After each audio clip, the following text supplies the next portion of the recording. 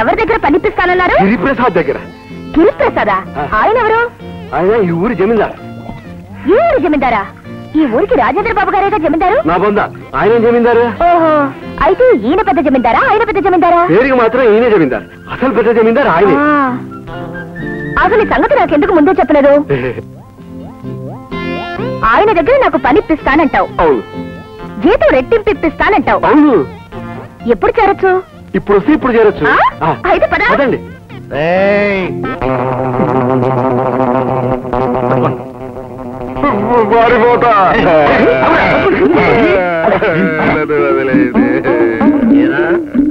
గిరిప్రసాద్ జమీందారా? కాదు బాబు, నాకంటే పెద్ద జమీందారా? అసలు జమీందారే కాదు బాబు. మరెందుకు కూర్చావు? బుద్ధి తక్కువ.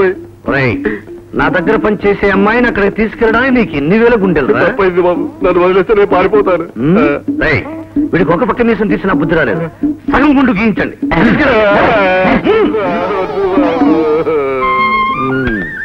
ఏమిటి వాడు పిలవడం, నువ్వు వెళ్ళడానికి సిద్ధపడడం, ఎంత ధైర్యమే నీకు?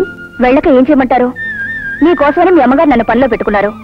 ఏం చేయాలని అడిగితే నాకేం సంబంధం లేదు అంటారు. చేదరించుకుంటారు, అసహించుకుంటారు, పొమ్మంటారు. అలాంటప్పుడు నేను ఇక్కడ ఉంటే ఏం చేయాలి? అందుకే అక్కడికి వెళ్తున్నాను. వెళ్ళడానికి వీల్లేదు.